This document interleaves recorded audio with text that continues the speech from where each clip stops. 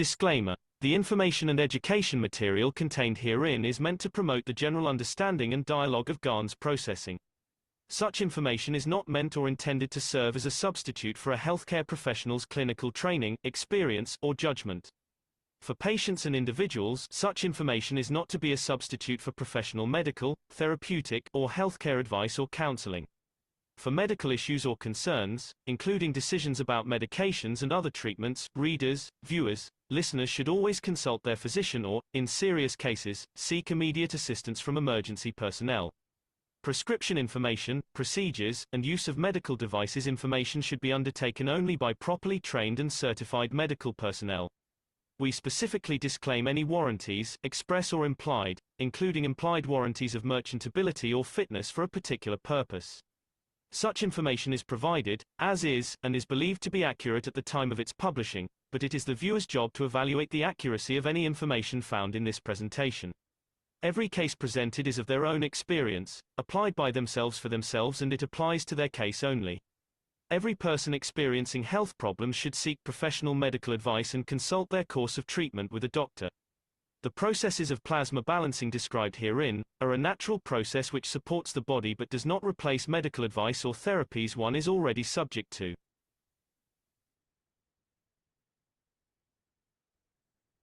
Welcome, everybody. It's a beautiful Sunday afternoon.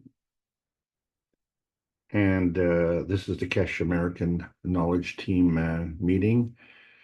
So I want to welcome everyone from all around the world. What makes this meeting so important is that we're following up the Thursday sessions and then the Brazilian Friday sessions. And then we have an opportunity to try and work things out. This is the Keshe Foundation Spaceship Institute Teachings on Plasma Science. Yes, we're going into the basic transmutation series. We will be discussing the X-axis sphere today. My name is Alexander. I am from Canada. It is August 25th of 2024. This is the Keshe Foundation North America Plasma Education Series. So thank you all for joining us here. We're all knowledge seekers. We're also all teachers. And whether we've been here for a long time or we just came here recently, we have access to the archives, which shows us the progression that we've gone from the basic of basics. But let's understand we're still in the basics. Because this is public teaching, and we are trying to elevate the understanding of everyone around the world to understand that there's more. And we're not demanding enough of that because it's our inherent right to have this, because it's ingrained within our knowledge of, which is ingrained within our RNA. So there is a transmutation to our DNA and then therefore into our physicality. And so therefore we have this capability of creating this X-axis sphere, and which is basically the beginning of the creation of our physicality. And as a result, being so physical, it ends up being the hesitancy highway, and it is the lowest energy state. And this is a key point because we're groveling in the lowest energy state. And so that makes life a hard road to hoe. And so we're searching for outer space. This is our whole determination. Because man in his current science has never been in outer space. But we've all been in outer space, and we've all come down from outer space, and we'll all be going into outer space naturally. And so right now we're just rolling down the river of the plasma highway to our little piece of pie in the sky. And as I said, we've never been so demanding enough, because there's a lot more, as described in Marantevakoli Keshe in book number 1, The Universal Order of Creation of Matters. So remember, it's the order of creation, and it's the order of creation of matters. And then in book number 2, the structure of the light. And that allows us to go from one point of creation to another point of creation, doesn't it? And those points involve the origin of the universe. So not only the origin of the origin, but the continuation of the origin. And so our ticket to the outer space community is to understand that we are all one planet, one nation, one race for justice. And for 340 weeks in a row, Rick Raman and the Universal Council have been trying to bring that forward. And that's not a measure of whether it's been successful or not. It's a progress and a progression. And it involves the basic understanding of the universal laws, distinctly different from man-made laws. And it has been discussed what's been missing from our lives and what has been given to us in terms of our understanding. And so there's a lot more to understand and interpret. And when we do the soul searching, we find the truth, because the truth exists on the plasma highway. And so how do we get on that plasma highway? Isn't that the question? Because here we are stuck on the transmission highway, and we see that frequency is a main component of this transmission highway. It also manifests itself into the physical aspect of matter state. But there is a transition highway, as we've been discussing, and that becomes the non-tangible aspect of the matter state. And so now we're progressing to the transmutation highway to understand how we can go one step beyond. So when we look at our MAGRAV pie chart, we see that the speed of light is constant transmission, but the speed of light has a variable transition. And so is that the speed of light that is just part of the pie? Or is that the whole pie? And as we discussed, the universe, they say, is 99% hydrogen. Does that mean the rest is all garbage? Or is it a conflict between affinity and prejudice? And so here we are trying to discuss where we are. And so in the basic terminology that we started years ago, we had to understand that there's a transmission, transition, and transmutation axis, which is reflected in the rotation of the planet, which rotates around the poles. And then different places have different field strengths. And how do we achieve that? So we had to go through these various transition dimensions. And each axis has to go through this transition dimension because each axis is participating in the transmission. So in order to go through these transitions, we see that we can actually go up and down. And so these are new skills to learn on how we do this. And the first thing that we have to become aware of is that there is an upness and a downness. So whatever transmission level we're thinking about, now we know that there's more. And so we are beginning on the journey to facilitate the transmutation of the x-axis. So it's not just the transmission and not just the transition, but the beginnings of the transmutation. And so this creates the medium that we operate in, not the message. So when we're looking at understanding surface to volume ratios where there's one field and there's another field, not the same field, and it gives us more than two, well, we find that when we're doing the surface of a sphere, we square the radius. And then when we look at the volume of the sphere, we cube the radius. And so we find that 1 and 1 is all part of the feeding dimension, and we don't lose the 1 and the 1. That remains. We don't just go to the answer, because where are you then? You're just a feedback dimension, which is missing its feeding dimension. You can't exist. So you have to have the feeding dimensions and the feedback dimensions working in concert. And so we, as the observers, and as we try and explain this, we often have to fudge the results to suit our purposes. But either way, we find that we're not part of these three dimensions. We're in a fourth dimension altogether. And this becomes very important because we are an important part of life.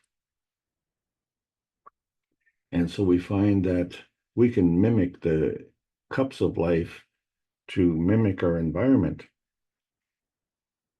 and demonstrate how we use through the nanocoding process of monatomic science to facilitate, like on the cup on the left, the emotional strength, and the cup on the right, the physical strength, which is representative of our core space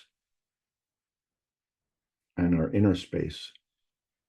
And so we find that there's a connection with the carbon, and this carbon connects right throughout the universe.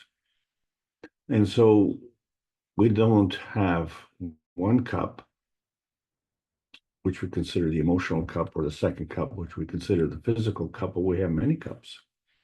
In fact, we have a cup for every element on the periodic table of elements and more, because when we look at the periodic table of elements, they're very elementary. But when we look at the GANs, which is gases and nanosolid, we see that we have compounds such as carbon dioxide and calcium carbonate and zinc GANs and copper GANs and water GANs. Yes, water GANs and amino acid GANs, the GANs of amino acid.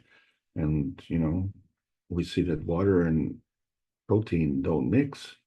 Water and oil don't mix, but somehow the plasmatic state does mix with the physical state.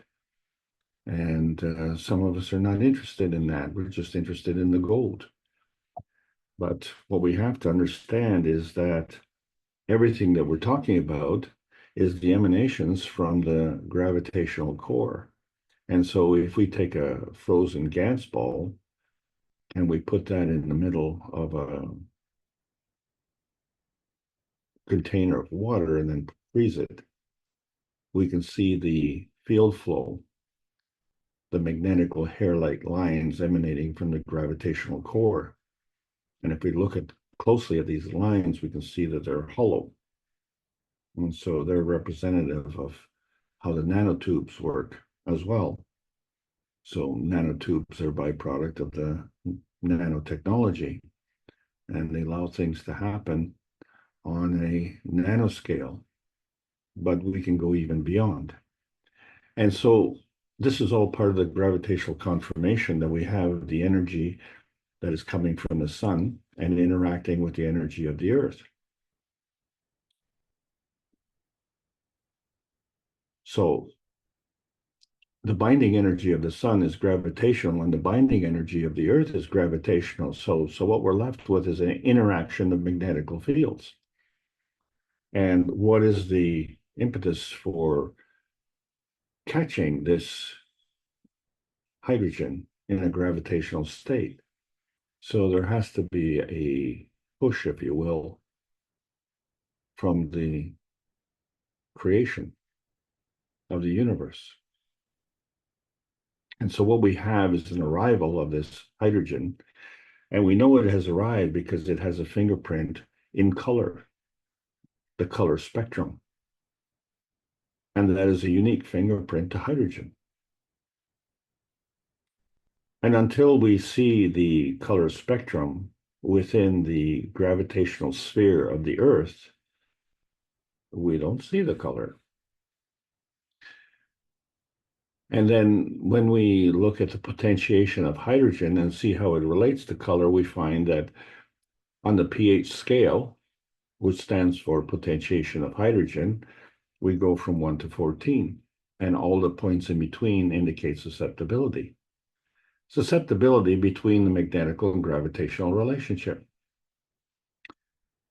So when we look at the pH scale, we see that it's an overlapping scale where we have the acidic side and the alkaline side overlapping.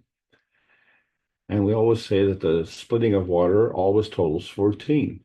And when we talk about the splitting of water, it's splitting between the acidity and the alkalinity, which means that on the acid side, the water can be a pH of 7. And on the alkaline side, the water can be a pH of 7. So 7 and 7 is 14. Now we have to understand that, because if we go deeper into the acidic side, say at 6, then we have to go higher on the alkaline side to 8. 6 and 8 is 14. And then 5 and 9 is 14. 4 and 10 is 14. And so it goes until 1 and 13 becomes 14. And so the pH scale is 14. But, you know, it's like a zipper. And so each potentiation movement is like a layer. And so that was the y-axis transition through each of these layers. So as we go through these layers, it affects our transmission dimension. And when we think about transmission, we think about driving our cars or communicating on the radio or having a cell phone or the internet. And then we find that there has to be a specific target. And in order to do that, there has to be a transition balancing between the magnetical and gravitational force fields. And so if we look at the gas is a nanosolid, what we have to understand is that the gas is in a nanosolid, but the field of the gas is in a plasmatic state. And since the plasmatic state is of a higher energy state, it's gravitational. So the physical manifestation of the gas is magnetical, and the plasmatic manifestation of the force field of the gas is gravitational. So when we talk about the creation of the universe, we see that it exists from energy. So since energy is always positive, then the charge represents the motion, and the energy is always in motion. So whether it's positive or negative, it all indicates the charge and direction from which field it is going. And so if it goes from a stronger field to a weaker field, then it's going towards the negative. But if it's going from the negative field, weaker field, to the stronger field, then it's positive. So we see that there's energy movement in two directions. And if that's the case, then we see that the way that has to be done is there has to be a flipping, because in order to maintain the containment of that particular field, and we put it in a parcel, just like you send a parcel through the post office, you have to know if you're the sender or the receiver, and you have to know the difference. So the charges are in a parceling unit. So if we understand how this energy is moving in our physicality, we see the representation of energy as it's manifested through sugar energy, and we see that there's constantly a flipping between the hexagonal gravitational forces and the pentagonal magnetical forces. And what constitutes the difference between the gravitational and the magnetical? Well, obviously, the hexagonal forces are stronger than the pentagonal forces.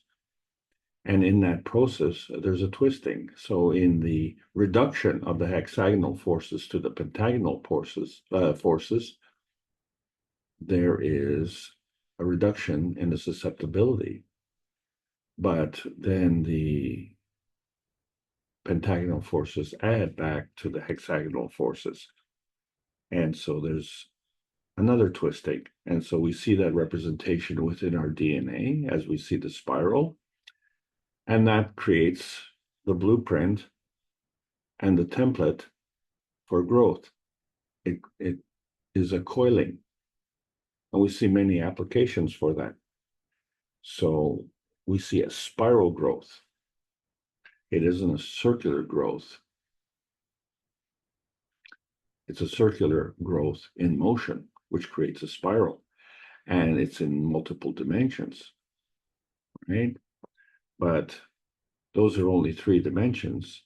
And today we're talking about the manifestation of the sphere. So all of this manifestation is part of the folding deviation. So when we look at the sun and we see that, its creation is consistent with hydrogen, helium, oxygen, carbon, and nitrogen, and our bodies have similarities, strong similarities, and additionally, calcium. So that would represent the difference between the sun and the earth. And the earth, of course, is also known as the water planet because we have a combination of hydrogen and oxygen. What we said was the water GANs, H2O. And it is a water GANs because there's a balance in the magnetic and gravitational field forces that we call a MAGRAV. And in the plasmatic state, these are round. And how can it be round in the physical state if the hydrogen is teeny tiny and the oxygen is really, really big? And that doesn't seem to be very balanced, but of course it is. Because water is a universal solvent, so it can give off the hydrogen. And as we said, the hydrogen is a positive because energy is always positive. But we don't know where it's going. So wherever that hydrogen is going is negative. And the hydroxyl, because it's lost the hydrogen, it too is negative. And so it is looking to get something positive.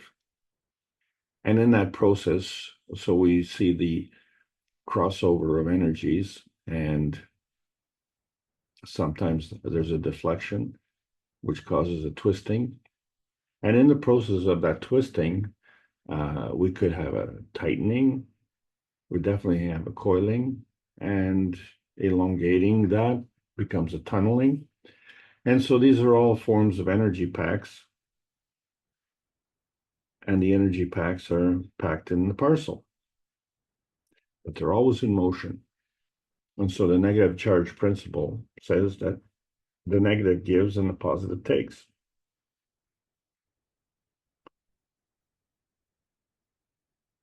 So we have to understand that in order to give, we have to have something to give.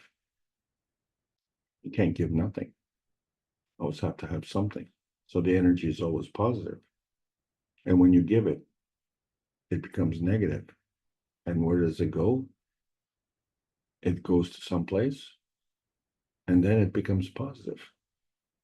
But when the giving and the taking is from yourself, that is a very binding exchange of energy. And so when you give and take from others, and that creates a flowing. And so both those conditions have to exist, because when we're looking at the principal matter, the giving of the universe in the form of PM ticks, we say those are magnetical. And so they're giving. And then there's a convergence in the antimatter, dark matter, and matter gen, which constitutes the principal matter and transition matter and the antimatter. And it creates a conversion into a plasmagen state. That plasmagen state then interacts with the earthbound field and creates a field interaction we call inertia. And that becomes a MAGRAV, a balance between the magnetic and gravitational field forces. And so we see that it's a two-way street, meaning there's a two-way transmission and a two-way transition. So each field maintains its binding flow, and those fields interact and maintain their flow in between those binding fields. And the combination of those create a binding. So when we say two forces come together, this is what we're saying. The PM ticks come together and create the Y and X axis dimension. Those are only the two dimensions. And when we talk about forces coming together, a lot of people think that's a point of conflict. But really, there can be a conflict resolution. And that becomes a point of containment, which allows both forces to come together. And since most of us people don't understand this, we recognize that the energy binding is a self-serving need, but it's very easy just to steal it from others. And we have other devious methods of doing it by lying, cheating, and killing. And the compounding thing is that the others also need the energy binding for self-serving purposes. And if we're robbing them, then they are deficient in their needs. And then, as we say, conflict begins. But if we see how the energy is coming from the universe, we see that it's coming and continues to come. And that allows growth. But it doesn't just come from two directions, it comes from many different directions. And what is the characteristic that allows these forces to come together? So there has to be some kind of common denominator. And so we find that in that process, we found that there was a transition of energy on the x-axis, the y-axis, and the z-axis. And in that process, we created 3 dimensions, but this kept moving. So if we understand the process of field capture, we don't understand how this field can keep moving and changing its position. Because it does, doesn't it? Because the energy keeps coming. So if we look at the principal matter energy levels, we see that there's a matter energy, dark matter, and antimatter energy levels, and they have different characteristics. And what is interesting when we look at this is that the dark matter has a relationship to the matter and a relationship to the antimatter. So the dark matter is in between the extremes of the matter and the antimatter.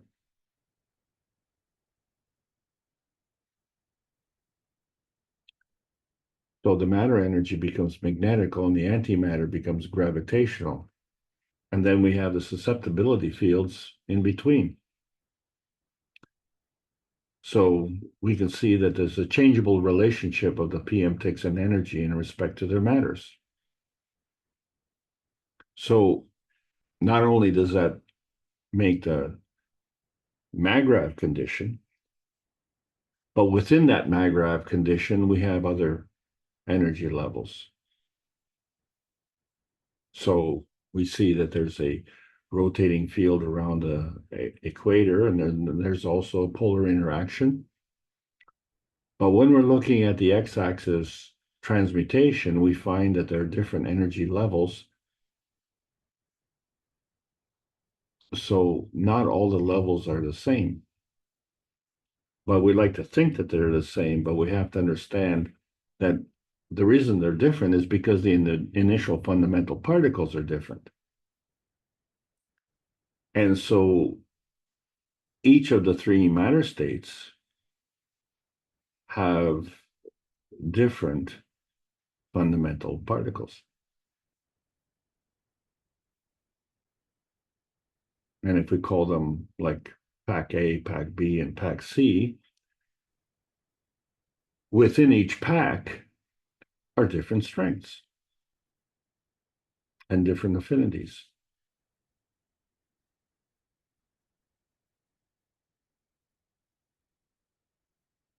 So this is what causes the differences. So if we find something that is compatible, say for instance, an A1 and a B1 and a C1, well, that creates a field at the one level.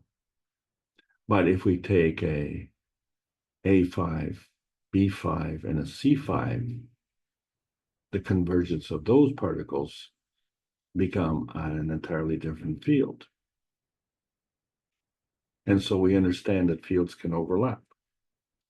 And so, as we say, the principal matter, which are charges in motion, and they consist of energy packs packaged within a parcel,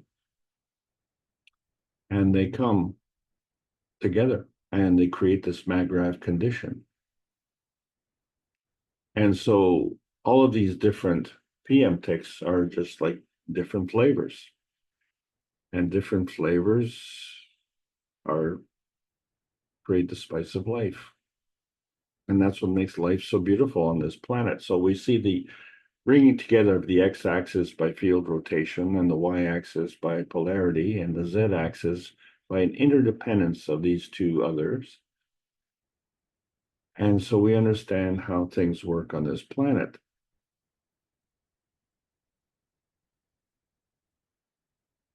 But when the satellites look outside from the Earth, things look kind of dark. But when we are within the Earth, they look a lot brighter. And so we see the light.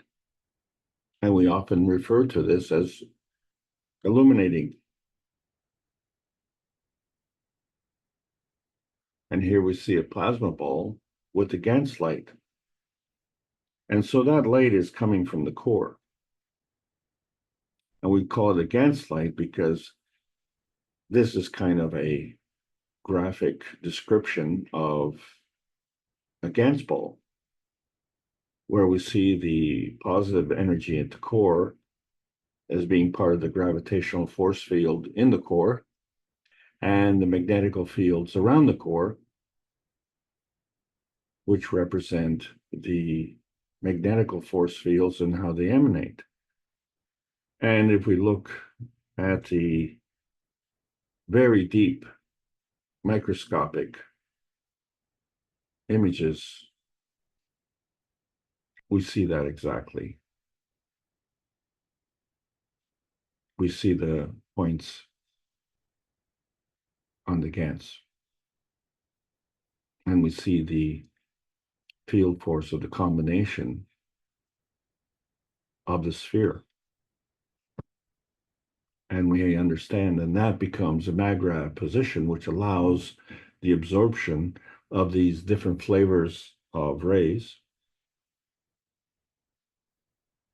But we see that it comes from all different directions.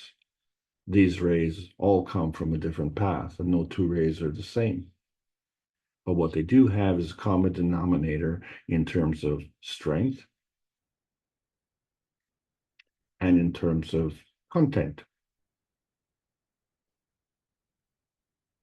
And so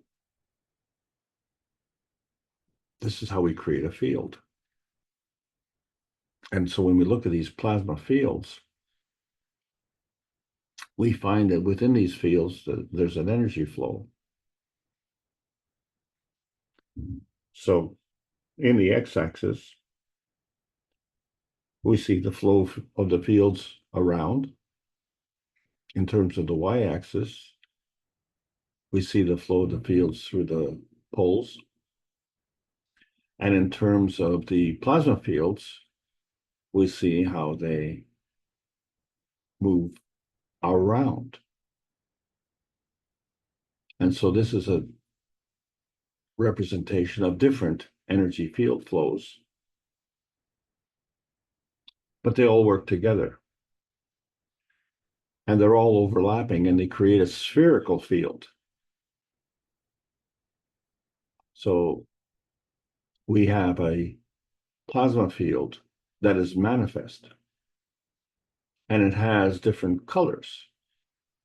And these colors are representative from common denominators, and they're unique. So we're able to see differentiation. We're able to see distinctiveness. And maybe this distinctiveness causes us to be prejudicial. But these overlapping fields create this Gans manifestation, which is the beginning of the physicality manifestation, isn't it? And from there, you find that each one is a magrav. Each one and every one is a magrav.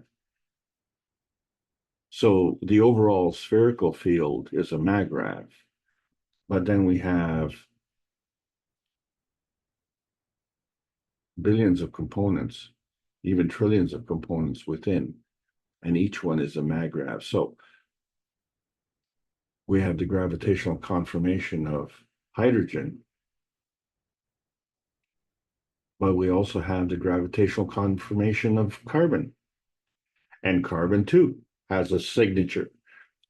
It is in color, so it makes a color spectrum, and it's unique to carbon. And it too has come from the magnetical interaction of the force fields of the sun and the force fields of the earth, and the directional gravitational push coming from the creation.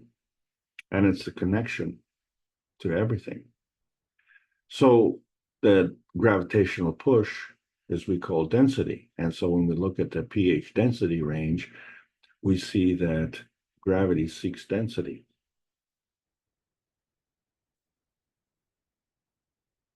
And density operates within the Coulomb barrier, as we said. And so to operate within the gravitational force fields of the Earth, the magrav position is constantly in balance. So we can have difference, but each one is in balance. So with the plasma rule, where the higher strength feeds the weaker strength, this is not a conflict point. This becomes the binding zone, the commonality. And so if we see it as a conflict point, then we have to understand what we don't see is the binding point. So what we see in the matter state is tangible. What we don't see in the matter state is non-tangible. And so what is our position in here? So if we understand that the gravitational force fields of attraction are part of the feedback, then the magnetical force fields of repulsion are part of the feeding. And we, as the last man standing, have choices. And those choices allow us to turn on and turn off the feeding.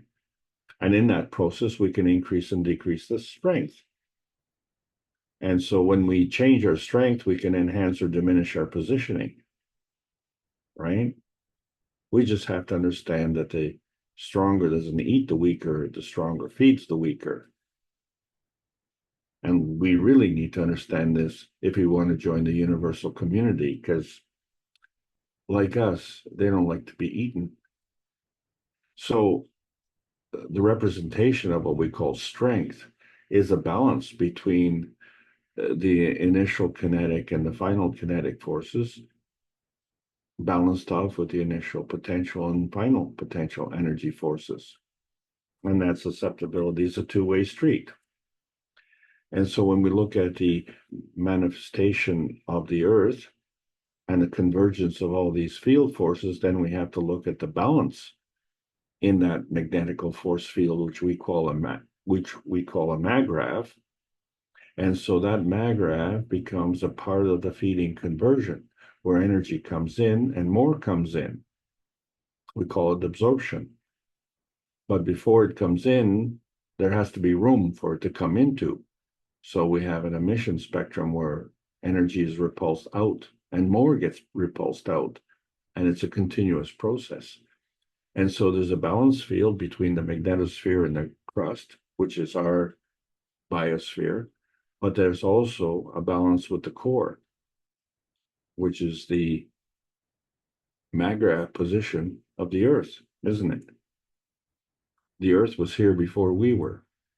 And so the Earth was created from all of these atoms. And so we say, well, an atom is uncut because you can't cut a maggrav. The atom is the fundamental particle, but some are bigger than others. And so if it's too big, well, you can cut it up.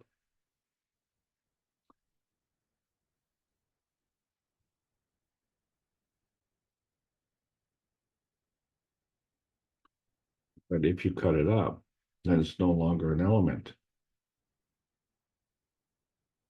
So what we're analyzing are the details. When we look at the periodic table of elements, each one is based on the number of protons. That's what assigns the numeric sequence of the elements. And then the mass is a combination of the proton and the neutron. The hydrogen, of course, does not have a neutron as we know it, only has a proton. And this becomes an anomaly. And so when we don't understand the y-axis transition dimension and how it's broken up, so we say the physicality is uncut. Well, when we achieve a certain strength of the neutron, it splits up. And it splits up into the electron and the proton. And let's say, well, it does become uncut. Well, no, because within that state, the electron and the proton maintain a maggrav condition. And so that marriage between the electron and proton remains uncut. So the only thing that is uncut is the position between the different pH levels. And within each pH level, there's a manifestation of electron-proton marriage.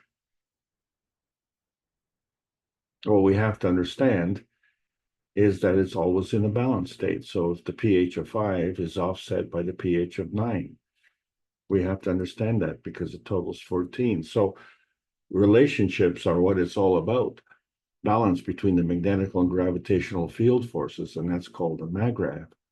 When we look at the scientific community, it totally ignores the spiritual community. And of course, the spiritual community ignores the scientific community. So those are the two things that have to come into balance. And this is where the plasma science adds to the knowledge and brings it together in the balance. So if we were to look at the conservation of energy in that context, where energy can neither be created nor destroyed, but we see that there's always a balance. That's what constitutes an equation, where the energy on the one side equals the energy on the other side. So it isn't just the kinetic energy versus the kinetic energy, but the kinetic energy changes in its relationship to the potential energy.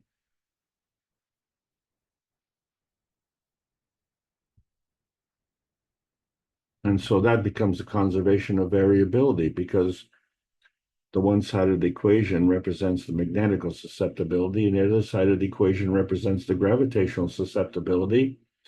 And so the combination of those two create an inertia field of an independent variable. And so going back one stage, we find that each variable has a magnetical gravitational relationship. And so that's changeable. So the susceptibility of that becomes manifest on one side of the equation. Well, the susceptibility on the other side also becomes part of the equation. And so that the relationships in that equation can change. But the balance is always there. It always remains. So regardless of which plasma state you are in, which matter state you are in, there's always an ability to shift from one energy state to another. So we need to understand that we're in the lowest energy state where we're dependent on heat and electricity. So that is part of the small m matter state. And then we look at the nuclear physics, that's part of the capital M matter state, because it involves higher energy, what we call a nuclear energy. And we see the nuclear energy as a form of chaotic energy where it always leads to an explosion. If we could only understand that that leads to creation. And so we're introducing the plasma physics, which allows us to expand beyond the matter state and get into the principal matter and the interactive energy transfer states that allow us to shift from state to state. And what we saw was that the conservation of magnetic energy transfer states, we've seen that we have a balance on the atomic state and a balance on the nanostate and a balance on the GAN state. But to transfer from state to state, we have to maintain the balance in the transfer state as well. So within each equation, it's a two-way street. Within the transfer states, it also is a two-way street. And it's a two-way street in two directions. So if we're going from the atomic state to the monatomic state called nanostate, that's one street, and that street is a two-way street. But if we're going from the nanostate to an atomic state, that's another street, and it too is a two-way street. Why is it a two-way street? Because it has to be in balance. So when we're talking about being matter state dominant, we have this small m matter state, which is physical, and this capital mattergen state, which is plasmatic.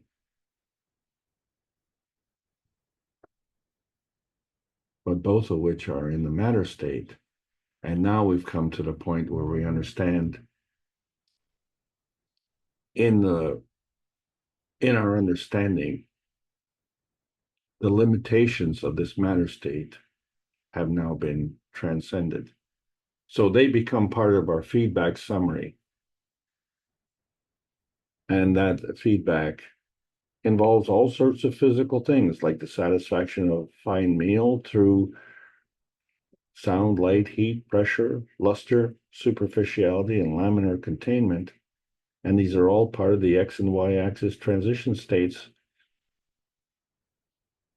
But we find that humanity is quarantined in the Earth space, spherical, X-axis transmutation, form artifact. And this is often referred to as life.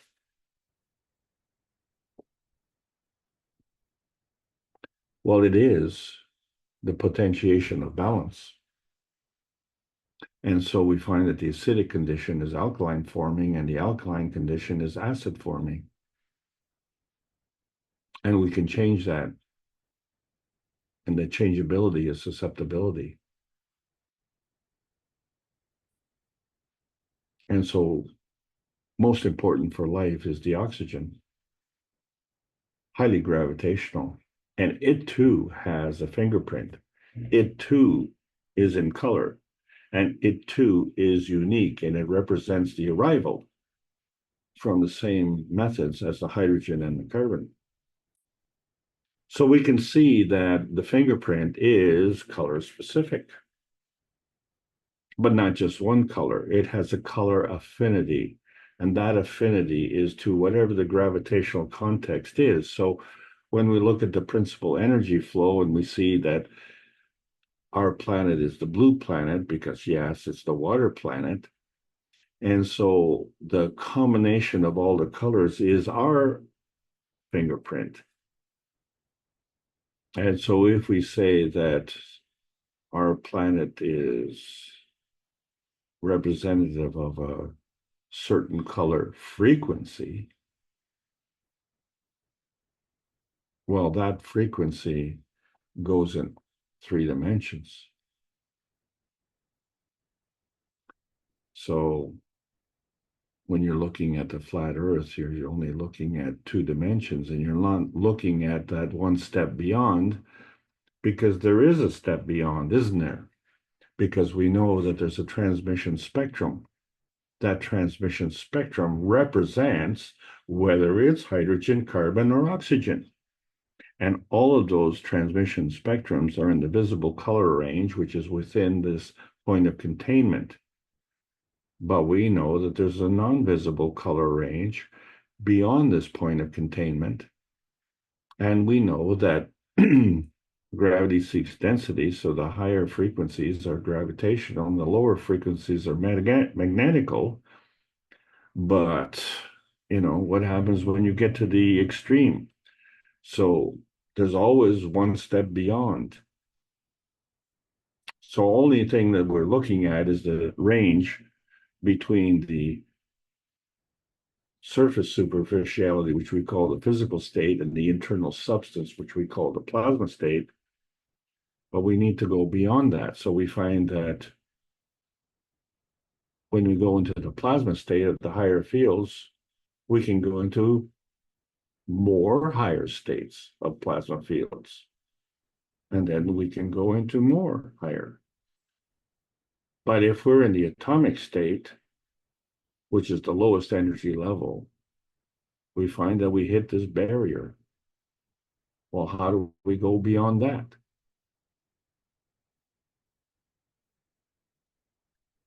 So we find that we can have a spherical interaction in 3 dimensions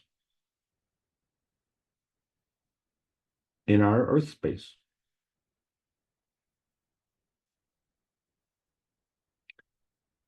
And so we create this x-axis sphere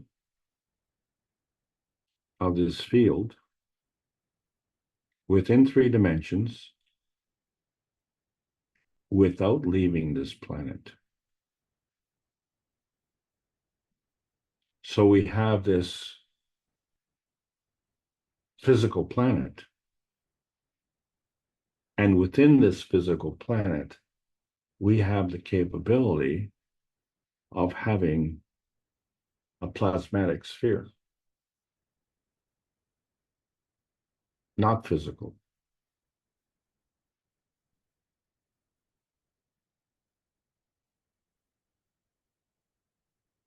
In other words, we have this effect of outer space within our inner space, within our Earth space.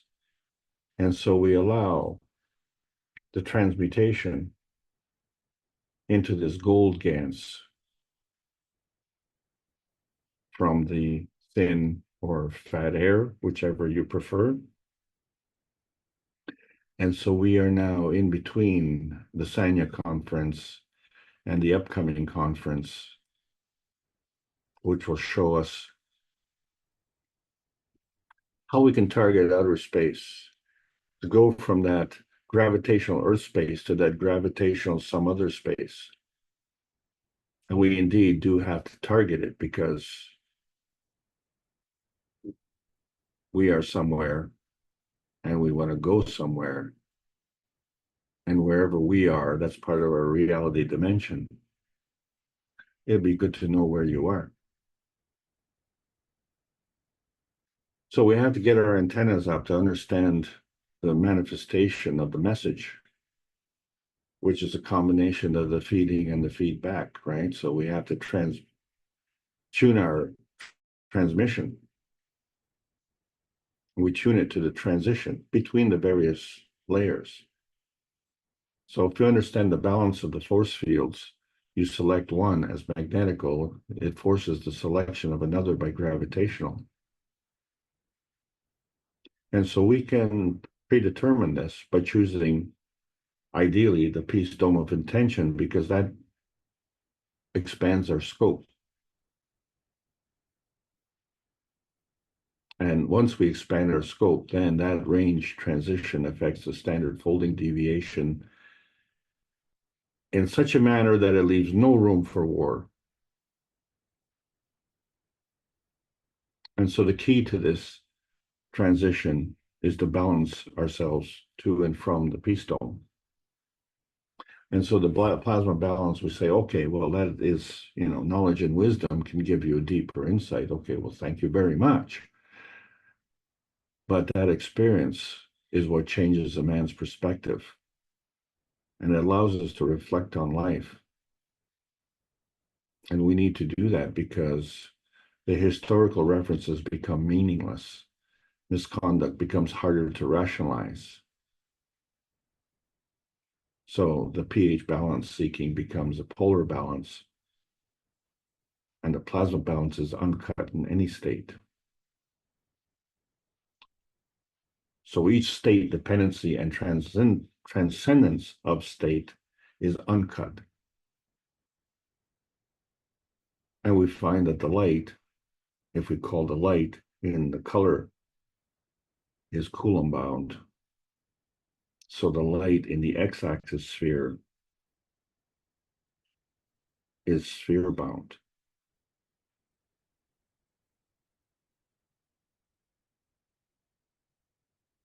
And our sphere is in a Magravh condition. And our sphere is the blue planet.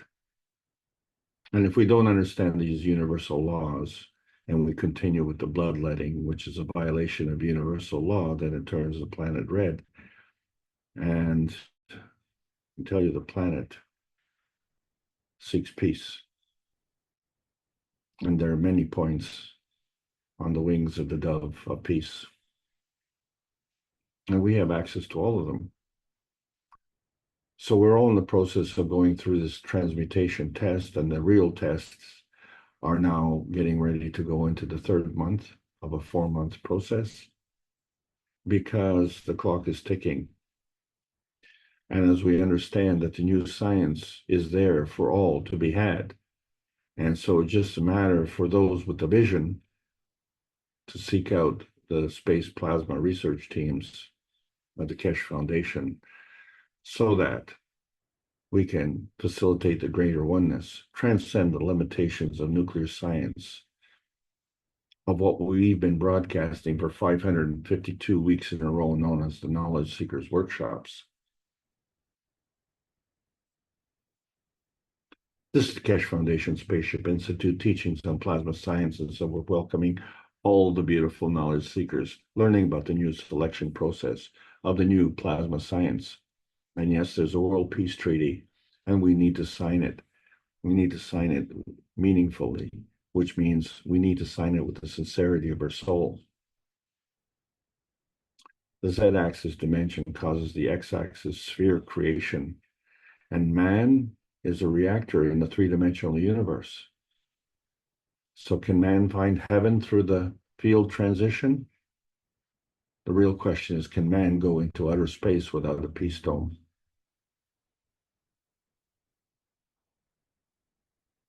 And can we transmute through the dimensions of history? So the x-axis spherical transmutation navigates the physical transmission dimensions, which is why plasma science needs to be delivered daily via the peace dome in exchange for peace on Earth. So welcome to the new outer space age. And that's the end of this class. Thank you all.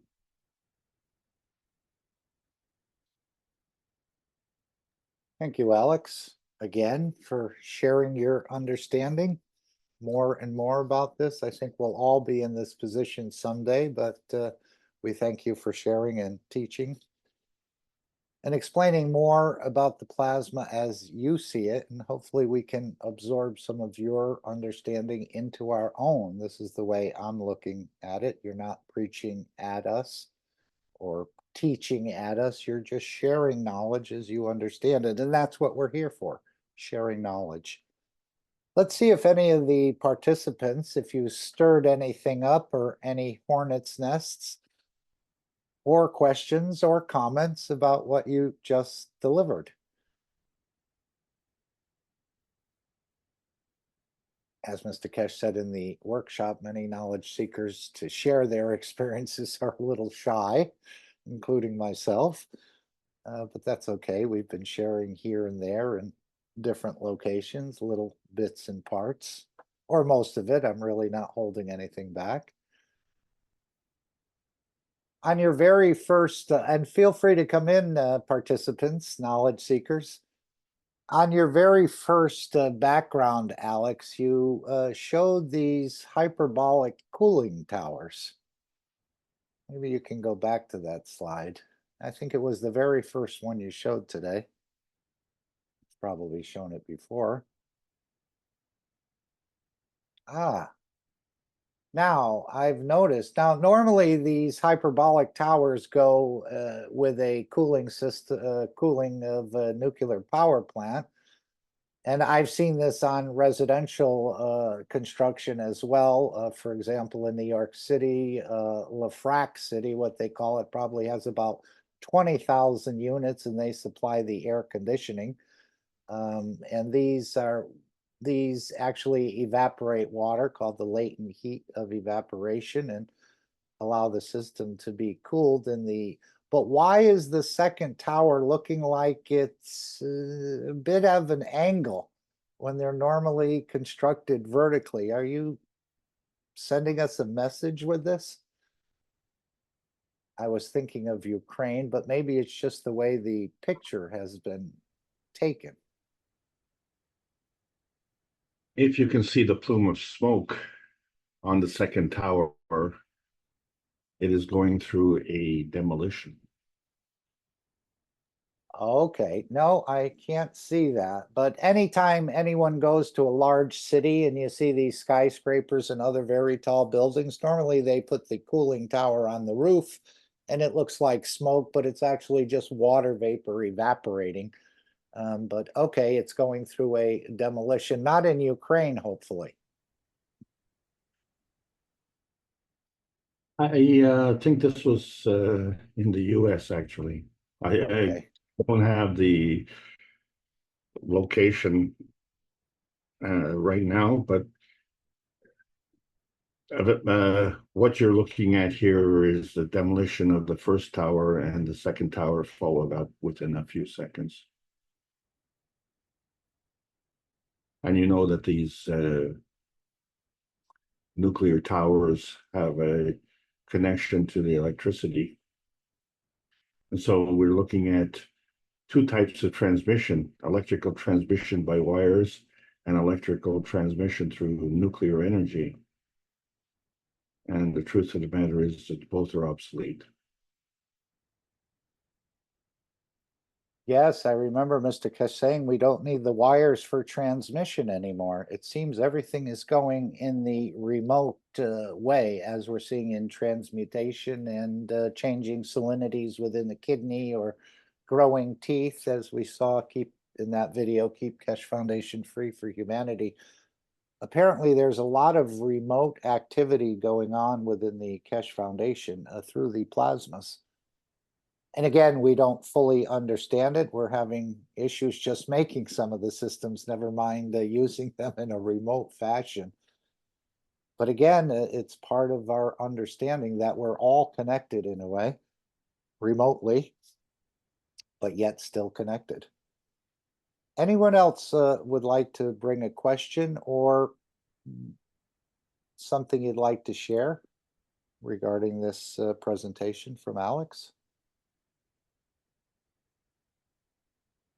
Again, Alex, going back to the picture of the plasma with the principal matter, transitional matter, and matter state, we know that a field has directional movement, and a plasma has, this is not the one I was, your three.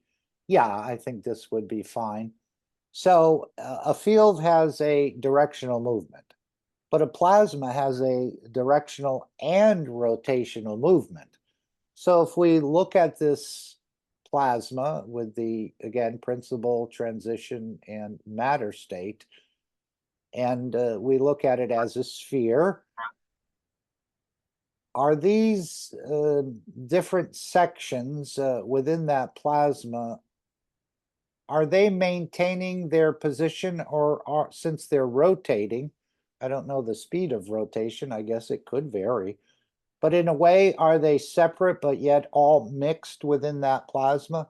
But yet each knows its position or its strength or its function? Or Correct. are they staying separate as if we were watching a wheel rotate and we see these things rotating, but not really intermixing with one another in a way, but still maintaining their strength of what they are? Does that make any sense for a question? Well, if you look at the planet Earth and you see that we have different elements like copper, oil, and gold, but they're within the Coulomb barrier of the Earth, right? So what is the difference between that, where you have different interactions at different strength, or if you look at the Earth in itself and you say that the Earth contains all of these elements?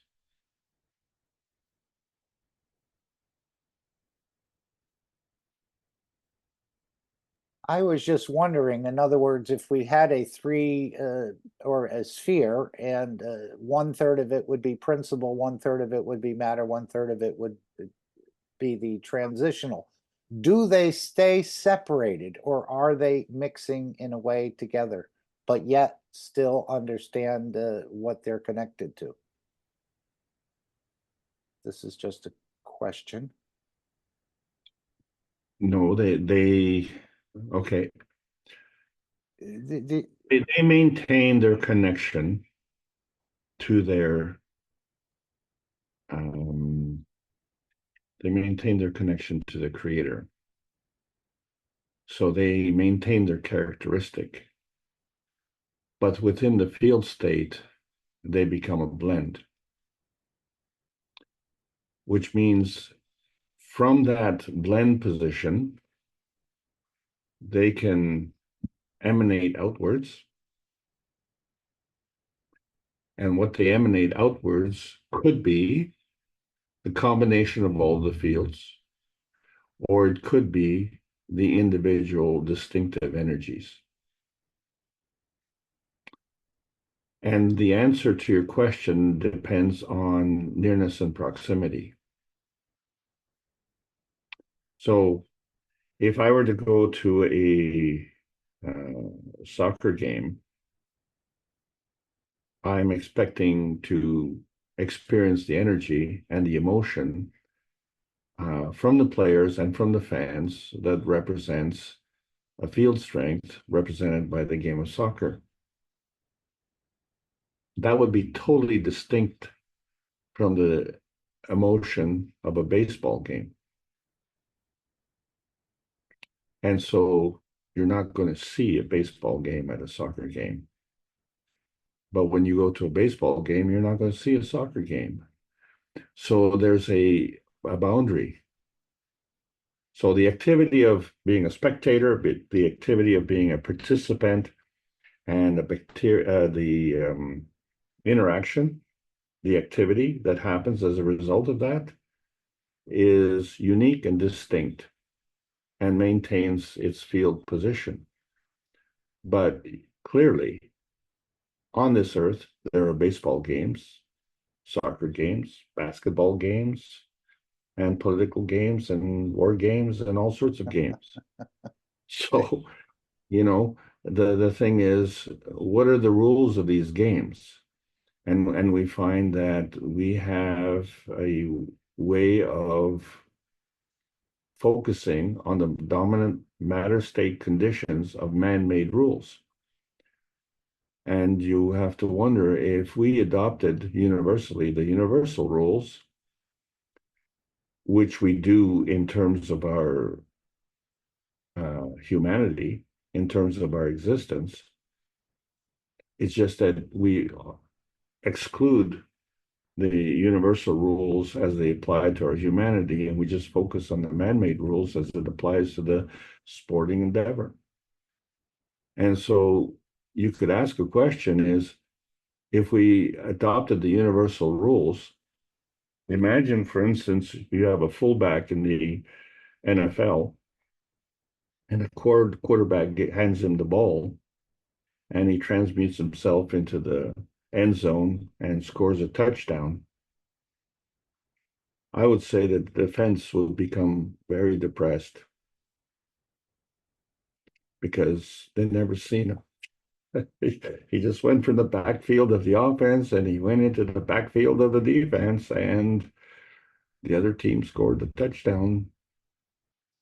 So would we still play the game of football, or would we just say, that's fun, it's kind of a nice form of entertainment, but it's not as important as life is it? I think that would be a reasonable conclusion. Back to you, Mark. Okay, let's see if we've jolted any of the participants to open their mics. Would you like to ask a question or share some knowledge of what you're understanding? Please come right in. I have a question for Alex. In the GANs-like picture you have on the screen right now, what would happen if we swap the polarities, change all the negatives to positive and all the positives to negatives? Flip their position is what I'm saying. What would happen? What would we create?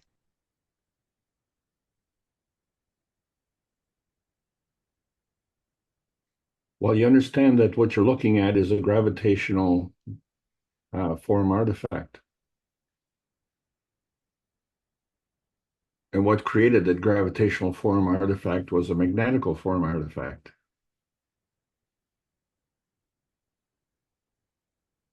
So this is what you would create.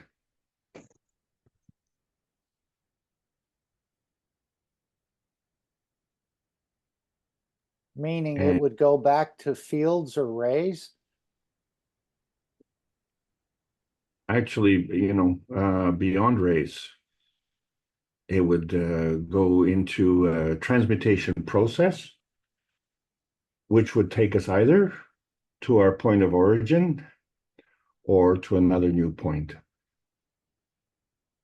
So by flipping from our gravitational point to our magnetical point, this becomes fundamental to the process of transmutation.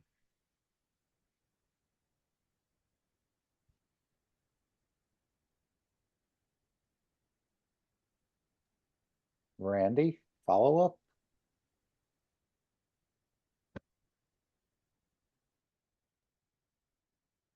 He just gave us the key to transmutation. Could you please repeat, Alex? I didn't hear this phrase, the last phrase, please. Okay, so what we're looking at is there's a Gans ball in the center of this, and that Gans ball is in a gravitational state because it's in a maggrav condition. And it is physical because we can see it. But the thing is that from the Gans state, we have a choice to either elevate into the plasma state or to reduce in field strength by way of plasma dilution into a denser state. And one denser state would be the nanostate, and the second denser state would be the physical state. So that would be more gravitational. So gravitational and more gravitational. So if we were to go in the opposite, it would be in the magnetical state. So from the Gans ball, if we went into the magnetical state, then we would go into more of the rays and elevate higher into the separation of the field strength of the rays And so we could become totally magnetical in that regard. What the changing of going from gravitational to magnetical in terms of direction is part of the transmutation process. But if we want to retain our physicality, then we have to have a balance, which is a maggrav balance between the magnetical and gravitational. So each and every state then, so for instance, if we have the GANS, it maintains its balance as a maggrav. But if we go into the spherical fields, we find that we can go through from the energy that's within our core, which is gravitational, and the gravitational is of a higher density, higher field strength, and can give. So we have given our energy and we've created GANS. And that GANS creates a plasma field. And that plasma field creates an energy. And so our skill becomes in our ability to direct this energy. And our skill becomes important to maintain the balance between the magnetic and gravitational field forces. Because if we can't do that, then that energy scatters. And it becomes PM ticks all over the place. And they will go wherever they want to go, in whichever direction they want to go. But that direction and that travel is instantaneous, and it is altered in its nearness and proximity to something that has a common denominator. So if the PM tick of A1, it will go to something that has an affinity and a gravitational field force that incorporates the combination of A1, B1, and C1. A1, B1, and C1 would be a maggrav condition. The A1 would be a magnetical energy looking for a gravitational lending. The gravitational maggrav has to precede the magnetical arrival. And you know that because you were born. The manifestation of the earthbound condition, the earth space, had to be here before you can manifest your physicality into earth space. So whether you understand the details of how it happened or whatever, it happened. You arrived here.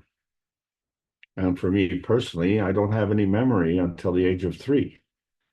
So I can't claim that, well, I knew how to do this, and so I have gone through all the steps required to get here. Well, yeah, but there's a 3-year gap where I have no memory of how I did that. But I do have a confirmation that I did that, and that confirmation was a gravitational confirmation at the age of 3. So I think most of us are, within that range. All you have to think about is, what was your first memory? And how did you feel when you did that? So my first memory was I was on my tiptoes, hanging onto the kitchen table, watching my mother make baklava. And I was fascinated with it. And I watched her roll out the layers of the pasta or yeah. This is a pastry, baklava? Yeah, pastry, yeah. And then, she would sprinkle the sauce and then all the nuts and ingredients, and then layer after layer after layer after layer, and then roll it all up and cut it all up and put it in the oven. And so that was my first lesson. Mother was a real sweetie, huh? Oh my Very God. sweet. Oh, heavy duty. Oh, yes, it caused me a lot of problems in late life. I developed a sugar addiction, and it almost killed me. So, but what I'm saying is that I I have no way of describing the details to you how I got to that age. So obviously that knowledge was within me, and the question then becomes is how did I access it? So I can tell you I didn't access it physically. The form artifact of the accessing of the knowledge was the fact that I was a baby and I was able to observe, but it doesn't explain how I got there. So the method of getting there, which is the form artifact of getting there, was ingrained in the interaction of the blueprints of the RNA and the DNA. Well, the interaction of the blueprint of the RNA, let's say the creation of the blueprint of the RNA comes from the initial fundamental particles. So all these particles have a unique path. And so that's why each of us has a different RNA that becomes our fingerprint.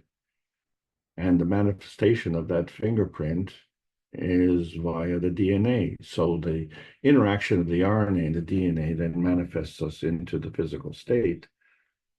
And that becomes our unique fingerprint.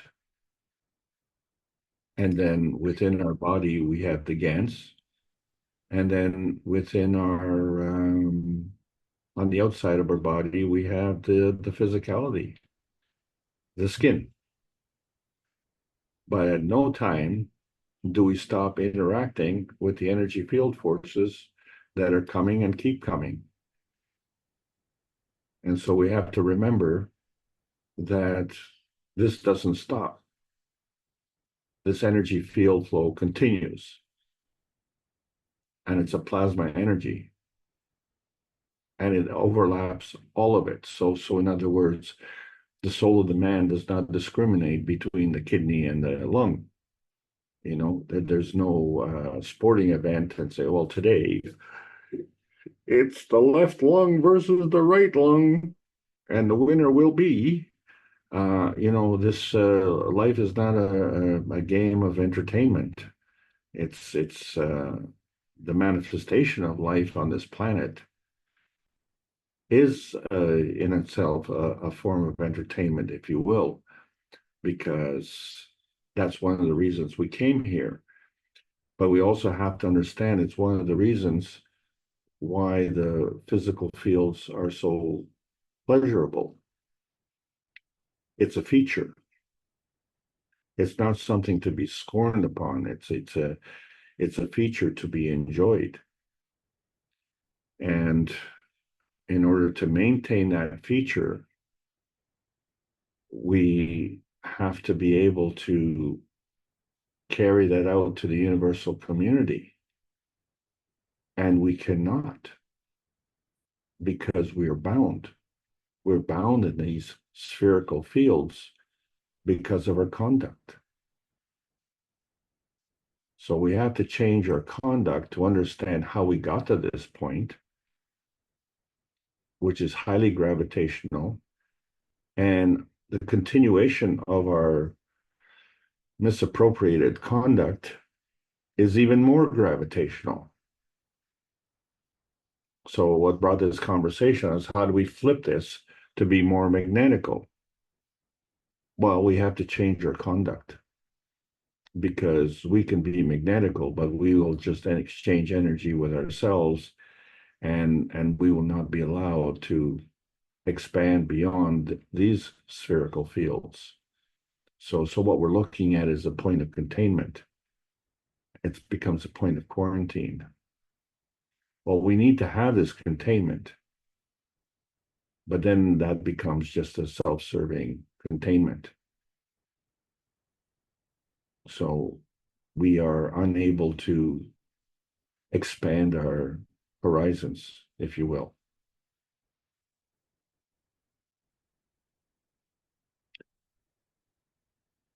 Thank you for your questions. Mark, Alex, only one, please. I want to ask. So with this combination, I'm thinking in the technology of Mr. Cash, the vertical units, Mr. Cash said that's useful to transmute. So you go and come back to the same place because of the technology. But in the last teachings, he said that if you want transmute, all you do very easy, and you're not need to use anymore, like I think the machines. This, because I don't understand this, because the environment, we need to change the environment, and not only the behavior, I think. Could you say more about it? In terms of the physicality, because of the compactness of the fields, we can't move. We are in a crystalline format. So we need to be able to pass through. So you can't punch your fist, through a brick wall, but you can move your hand through the water so that the water becomes easier. But it becomes even easier still if you go through the air. But if we understand that the air is a gravitational conformation that comes about from the hydrogen. So what we see as hydrogen, and we call that as part of the air, we see the hydrogen as being part of the physicality. But if we could understand that the hydrogen as part of the plasma state is representative of an energy pack, it only manifested itself on Earth when it interacted with the field force of the Earth. So an energy pack without an environment is not bound in any field. The energy pack is in transition.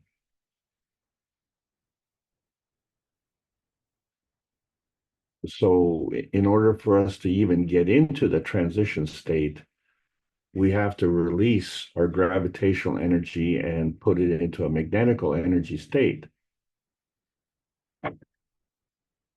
But that energy state has to be in a plasmatic condition.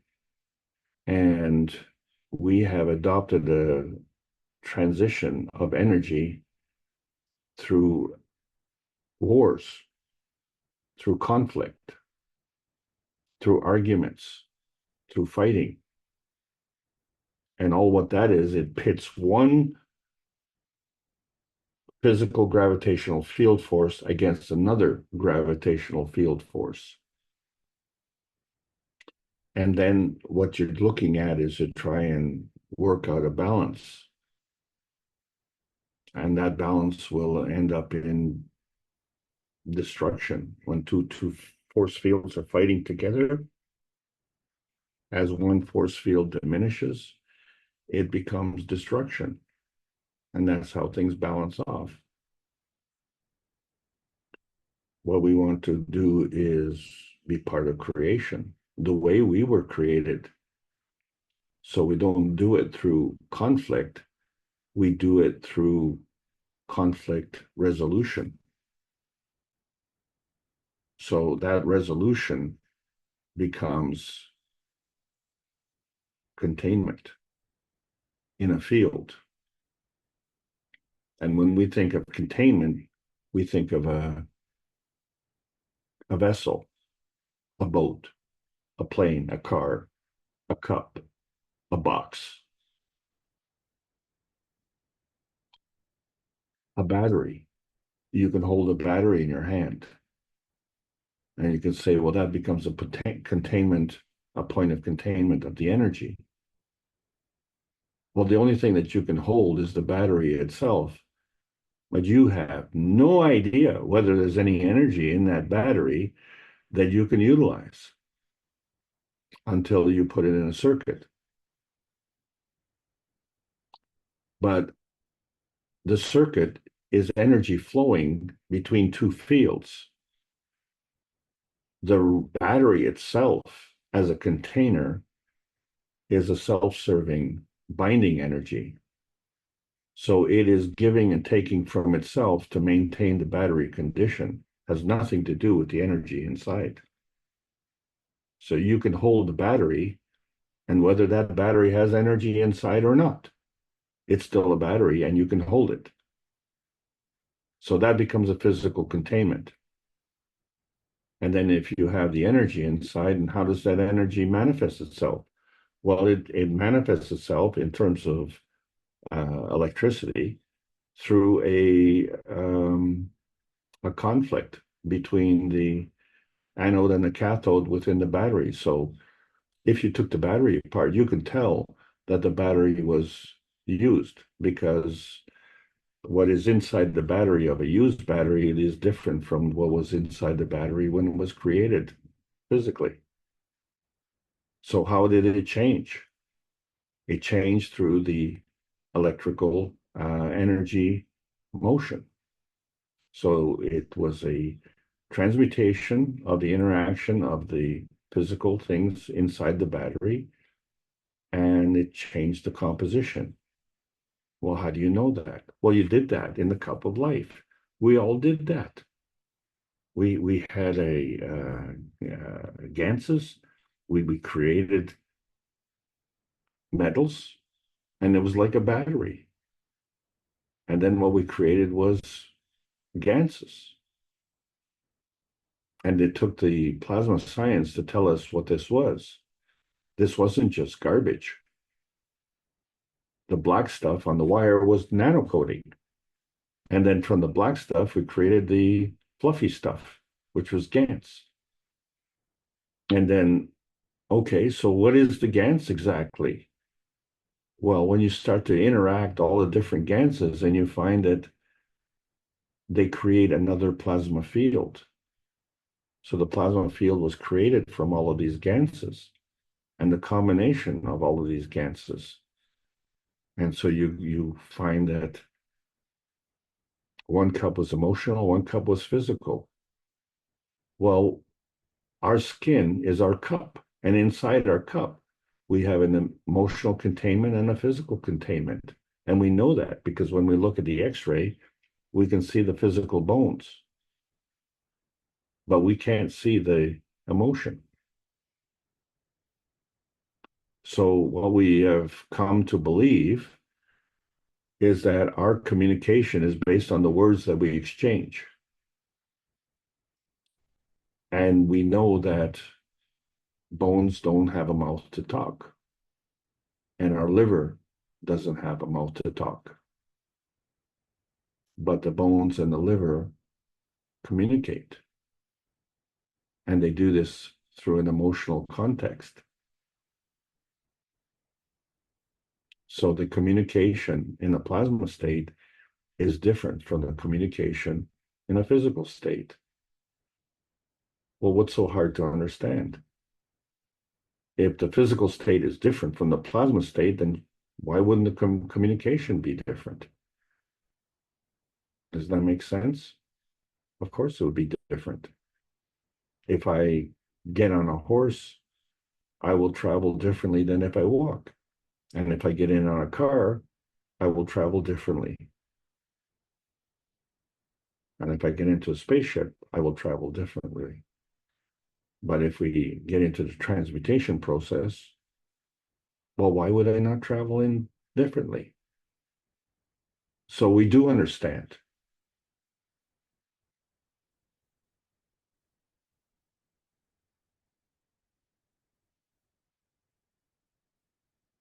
Am I answering your question, Claudia? Yes, thank you. I will think about it, and thank you so much. Well, remember, if the frozen Gans ball is like a battery, you can hold the frozen water. But look what's happening inside. Look at the energy flow.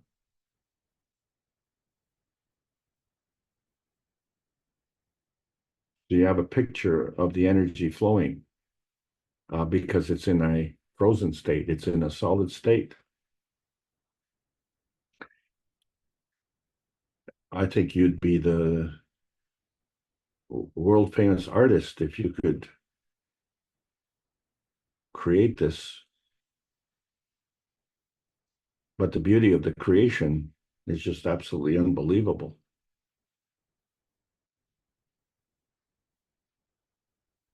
I mean, it's glorious. Let's put it that way.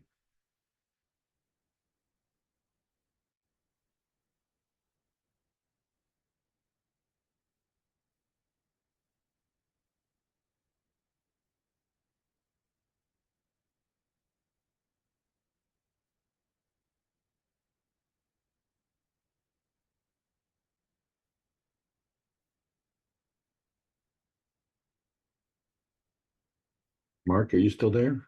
I am. Anyone else would like to open their mic? Thank you, Claudia. Yeah, thank you, Claudia. And try to sink this Canadian ship.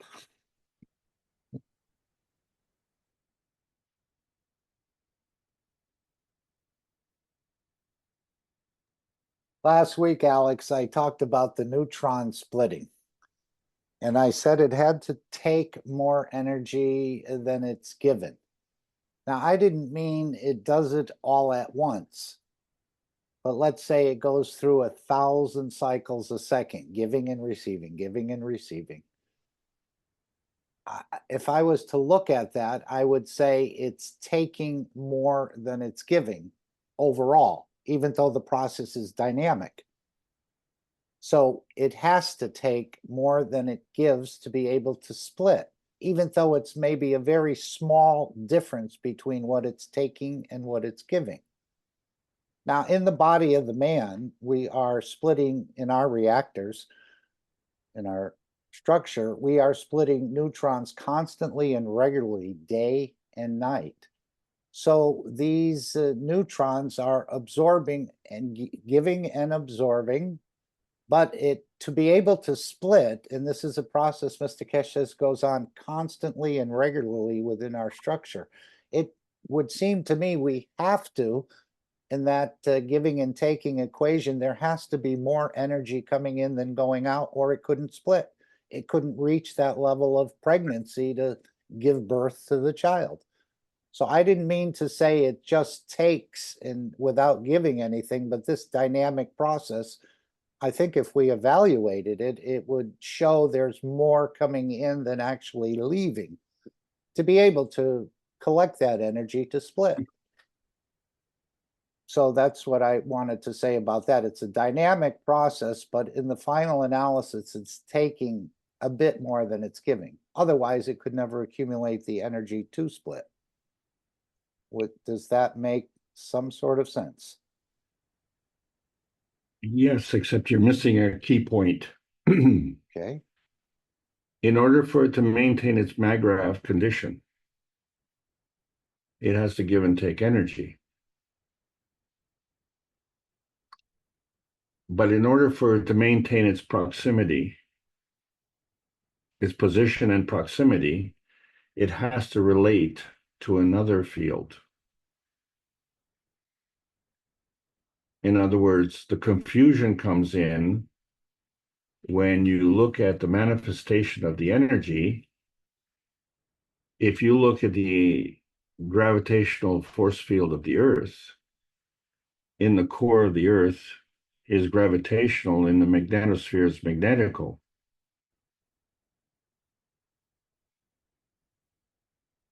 But to maintain its position, it has a relationship with the sun.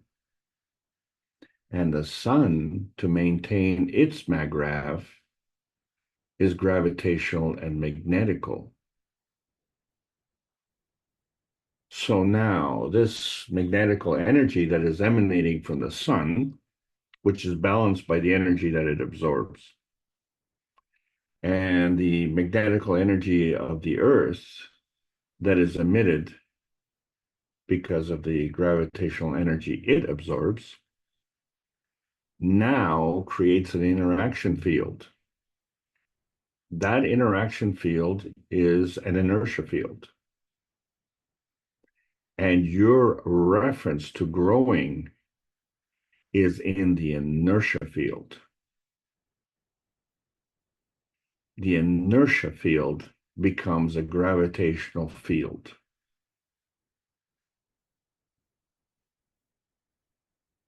So our arrival on this planet is a gravitational confirmation. So we have to have the gravitational planet before we get here.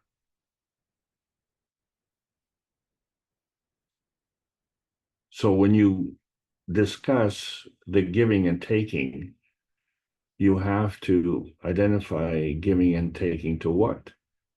And so in simple terms, to maintain the maggrav position is to give and take from yourself. In simple terms is to have a relationship between two fields where two fields are giving and taking, and then the interaction of what both fields are giving becomes a gravitational field for the inertia field. But when you look at the Universal Body Enhancement Spaceship Unit, it has an interaction of 400 different fields at a minimum. But not all of these fields are working in simultaneous. So in other words, if you go to a restaurant and that restaurant happens to be a Chinese buffet and they have 100 different meals, that means each meal is an inertia field of the product of that restaurant. Now, if you were to take all the things that the restaurant produces and put it in one big bowl, what a mess. Then you wouldn't need plates, right? You might as well just slop it on the floor here. Okay. How's that for an analogy? Oh, excellent. But you know what? I'd like some sweet and sour, or I'd like some, egg foo young, or, dim sum, or whatever, right? So you are specific in your spectrum, your spectrum of desire. And that spectrum of desire is within the inertia field. So each plate in the Chinese buffet is an inertia field. And that inertia field is the combination of all the ingredients that the restaurant has and the skill set of the chef. And so what a knowledge the chef must have when he can create, sweet and sour spare ribs and, wonton soup and all of this stuff. Tremendous body of knowledge, right? And he's able to isolate each knowledge combination and create a meal. So this is how we are. We are all unique in our capabilities, and we're also unique in our experiences. But we all have the same interpretation method. So, the reason we go to the restaurant is to have a satisfaction of having a fine meal. And so doesn't matter what you choose, the determination of that fine meal is your satisfaction. And each of us has a different satisfaction. So, if I tell you, Mark, you should have the spare ribs, they're terrific. And you say, yeah, I don't like spare ribs, I just want chicken wings. Well, okay, so that's your choice. And that's how you engage with that gravitational field. So that becomes your inertia field, and my inertia field is different. Okay. Now we come to the realization that in the advanced plasma science, we don't need the Chinese buffet. What is it that we want? And like our tuna fish friend, sorry, we don't want good taste. We just want fish that tastes good. Well, that's what we want as part of our satisfaction. Do we have to kill to get that satisfaction? Because the killing is a violation of universal law. And truthfully, the more we understand that, the less satisfaction we get from the food that we eat. Why do soldiers commit suicide? Because when they look after the war into their bank account gives them physical satisfaction, but it doesn't eliminate the horrors of their memory. They have to live with that. They have to live with that emotion, and that emotion affects their physicality.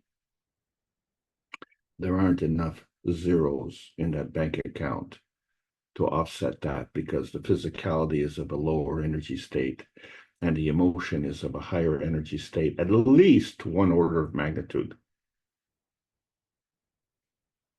And you know that because when you leave that Chinese restaurant and you had a really good meal and you had tremendous amount of satisfaction, maybe a month down the road, you would have a memory of that satisfaction. I remember when I was 3 and the tremendous satisfaction I had from my mom's baking. I remember it today. That emotional context is still there. How did it last that long? The bakery is gone. I ate it. It's gone. Long time ago. The physicality is gone, but the memory remains. So that's the difference between the gravitational confirmation of the memory and the gravitational confirmation of the physicality. So if we go to another planet, I would be right in saying, oh, I would like some Chinese food. And they look at you and it's like, what are you talking about? Because they don't have any context. They have no concept of what you're talking about. What's food? And you say, well, food gives me emotional satisfaction. Well, we can give you emotional satisfaction, come and see our planet. Look how wonderful it is. And then you say, oh, wow, I don't need to eat. I don't need to wash dishes. I don't need to tip the waiter. I can have this beauty. And now maybe I don't even want to go back to Earth. And so when the transmutation process comes, a lot of people will opt for that. And I can understand that because they will have their fulfillment of their physical satisfaction. But, I personally believe all of us came here for a specific reason. And that reason is to enhance the physical satisfaction of the Earth space. And if we understand that the purpose of manifesting the the inertia field, the purpose of manifesting the inertia field is on behalf of. So our gravitational confirmation is on behalf of the interaction of the force field of the sun with the force field of the Earth. And so if we work on behalf of the satisfaction of those fields, the satisfaction of our field is guaranteed. And then the satisfaction there allows us to entertain or to interact with the universal community. And frankly, that would give satisfaction to them as well. So our actions would have a multiplier effect. And if we understood that, then wars would cease immediately. Back to you, Mark. Thank you very much. Interesting. Anyone else would like to raise a point or ask a question?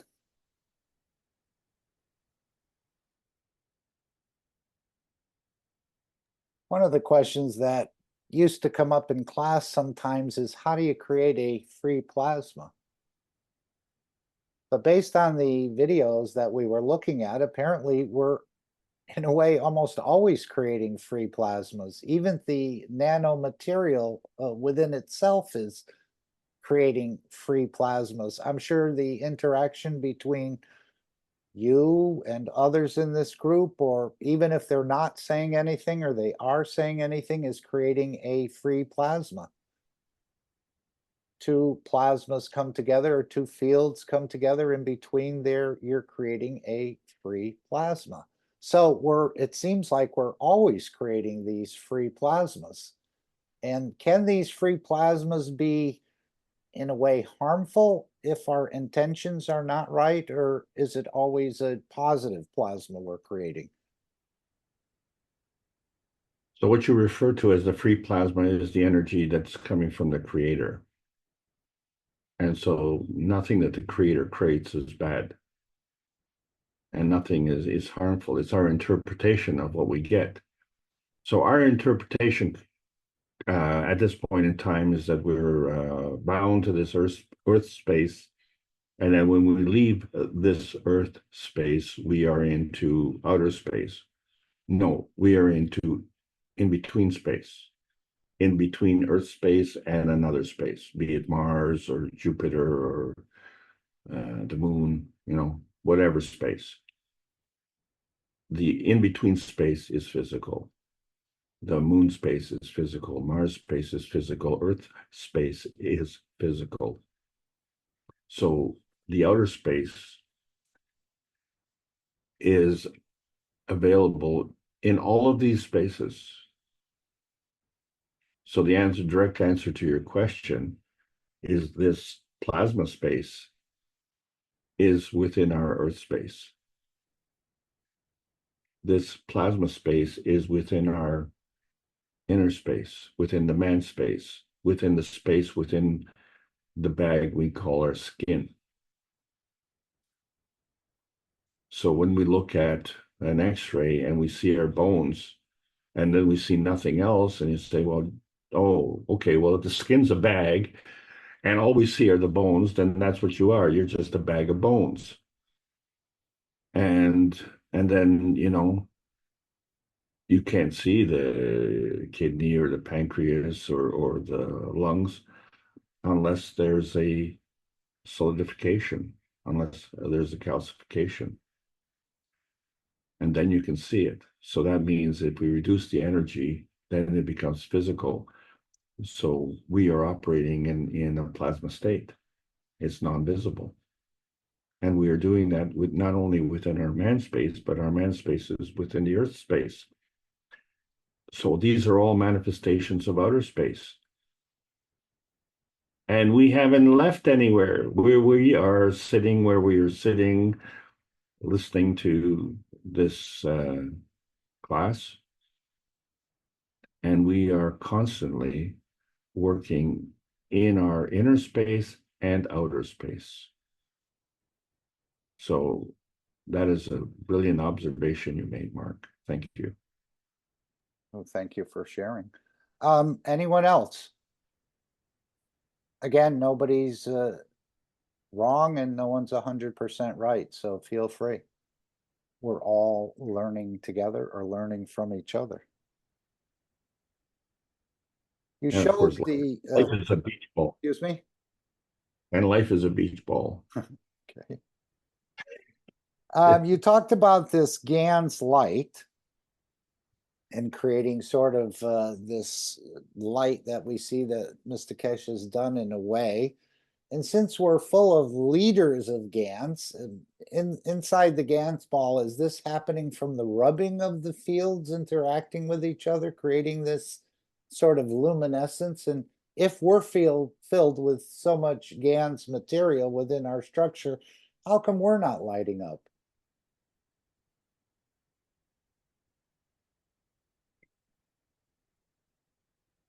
Well, we are. Have you ever been to a party and someone walks into the room and you say, oh boy, there's the light of the party? Mm-hmm. Well, but we don't really see a physical light. We're feeling the energy or the excitement of that person being there or their energies, but we're not seeing them light up in a way as we would see with this GANS light. So I'm wondering about the scintillation of the fields within this structure, and if we have so much GANS within us, but maybe they're different strengths and they don't rub in a similar way. To create that light. It's just a question I thought I'd ask since we're so full of this gases and nanosolid material and nanomaterials and the rest.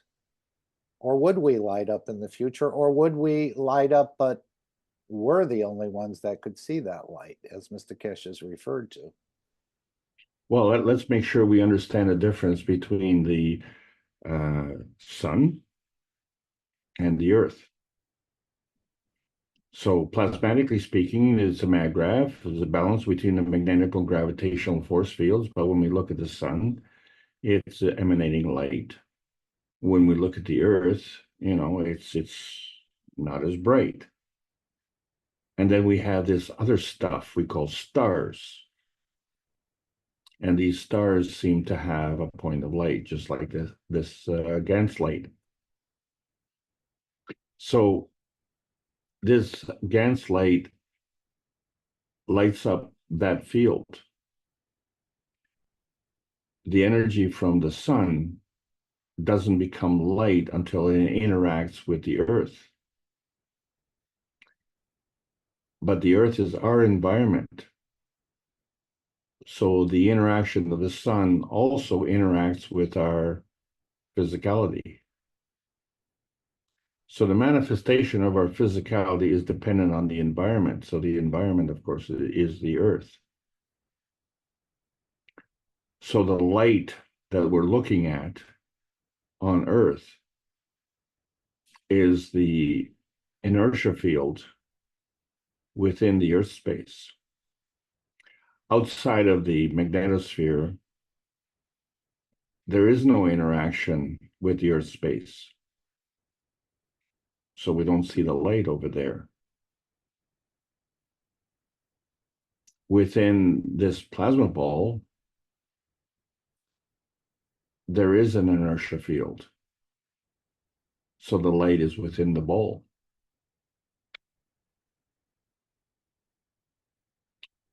So this is a physical light. The light that we see from the light-giving partygoer is in a plasmatic state. And in that plasmatic state, we don't have the capability of seeing that light because that light is affecting our emotion. And so when that person walks into the party and the party lights up, we have this satisfaction. And that satisfaction is communicated to us on an emotional basis, not a physical basis. We take that satisfaction and we convert it into a physical thing and we say, here's the light of the party, bring on the music and let's dance. The music and the dance is a physical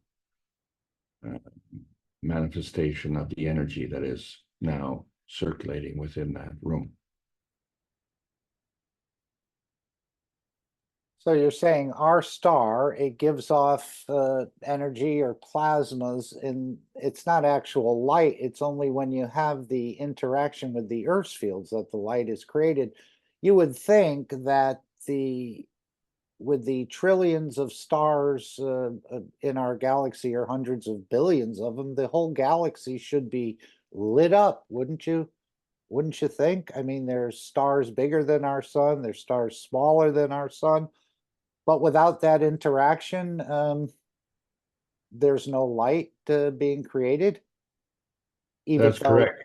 okay, okay. So if you ask your physics professor, they wouldn't be able to explain it, and they say, well, we don't really know how that works. Ah, yes, they go to the default position. Yeah. So, because we're forced to figure it out, we have to know the rules of the game. So, it's just like learning how to play a piano. You have to know that, there are notes and then there are keys. And then if you know how to mix all those together, you will get a song. Well, that's what we need to do with the plasma, We need to understand the details. The details are the magnetic and gravitational field forces, and then the interacting rays and PM ticks and energy flow. And then we create our inertia fields. So we create children, we create relationships, and we create methods of interaction and transportation. And advanced states of that is transmutation, and that's what we're talking about right now. So, Right. I always, until the Kesh Foundation, pictured the sun as a sort of like a flashlight where it's shining. Even in grade school, where we used to have coloring and we'd make the picture of the sun and the earth, and the sun would be yellow, and we draw lines to show the light coming to the earth. It doesn't really work that way, does it? It's not really a flashlight. It's the interaction of the fields when they start interacting that creates the light. This is something new to me since I've been in the Kesh Foundation. I always thought the sun was like a flashlight and shining that light across, but that's not the way it works. no, but that is a very excellent explanation, because what is the reason for the difference in the intensity of the light between the stars and the sun? So if you use that flashlight analogy, the closer the flashlight, the higher the intensity, right? That's what we discussed with the Coulomb's barrier last week, right? The inverse square law came from Coulomb. So halve the distance, double the intensity. So that's why the sun is so bright, because it's the nearest star. And all of these lights are stars. And so if the sun as a star is close, then we need to be able to measure that. And then the other stars, of course, because they're farther away, well, we don't measure that in distance. We measure that in time. So those other stars are light years away, right? Because they emit light.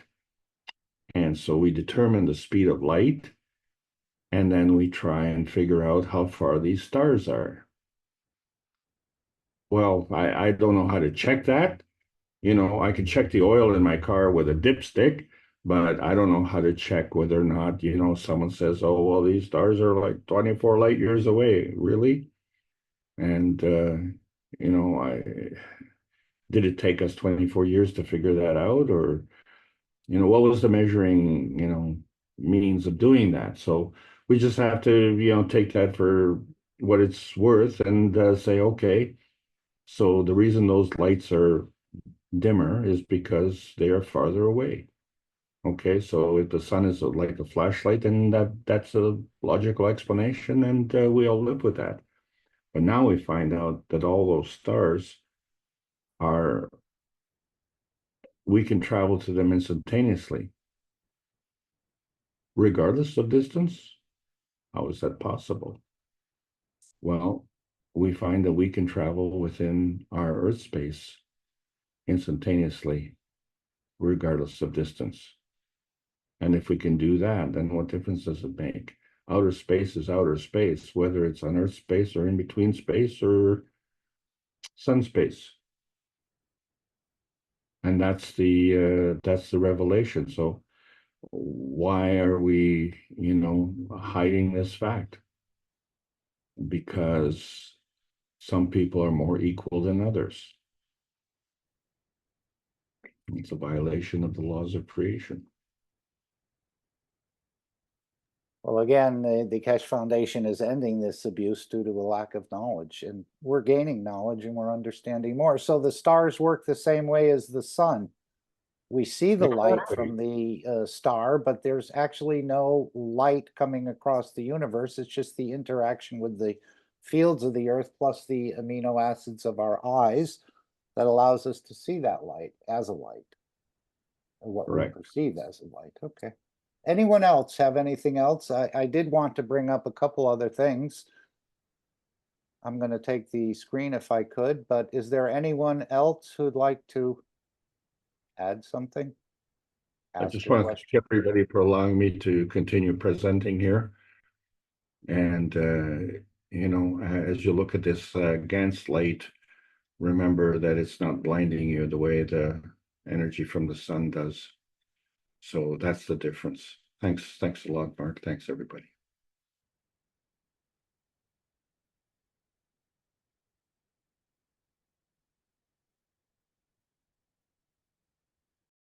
Okay, just to review a little bit here, what we have is the Keshe Foundation store.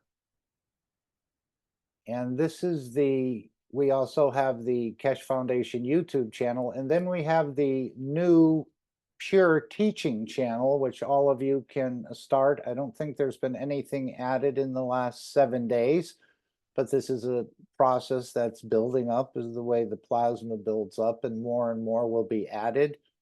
The 129 Tesla is very good. I think it's been condensed into about 11 minutes or so, 11 minutes here, yep. And then some of the other introductory videos for science and the knowledge seekers to learn more. And of course, these topics will get broken down into different categories and probably different language communities as this channel grows. So again, share this channel on your social networks if you're on them. And this is one of the ways we're going to break through with the scientific community that doesn't quite understand everything. And hopefully they'll see the light, as they say.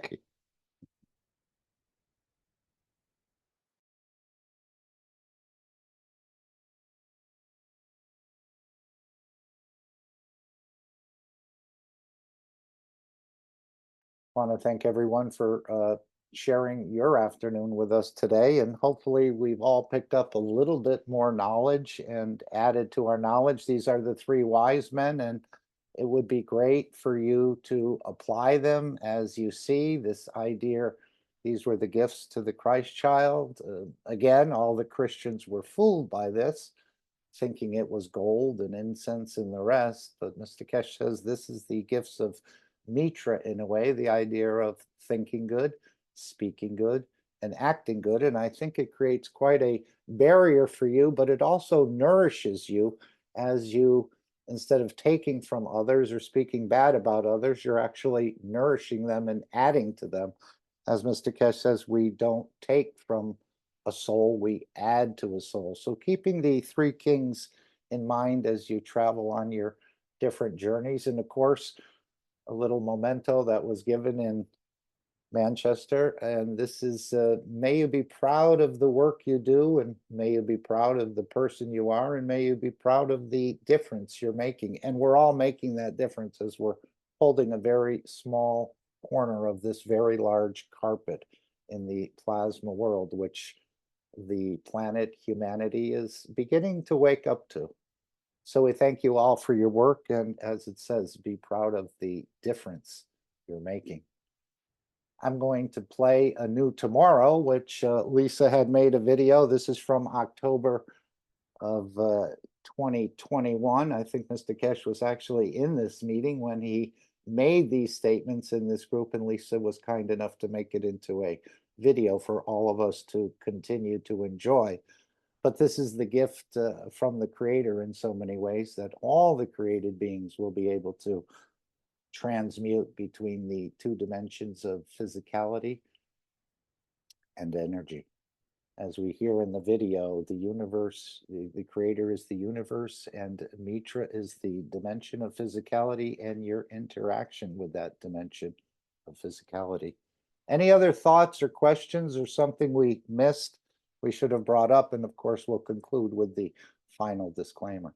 Thank you all for being here. And again, thank you for the difference you make.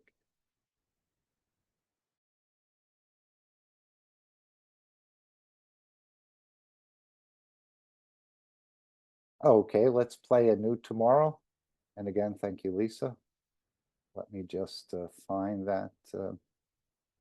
And thanks for all the help from everyone, again, in whatever dimension you're operating in. And of course, there's more than the two dimensions, but we're not quite ready for that yet. We're pretty good in the matter state. We're learning about the energy state, but there's even other dimensions that we're probably not quite ready to be taught, as we have to lay this groundwork in this base to build on.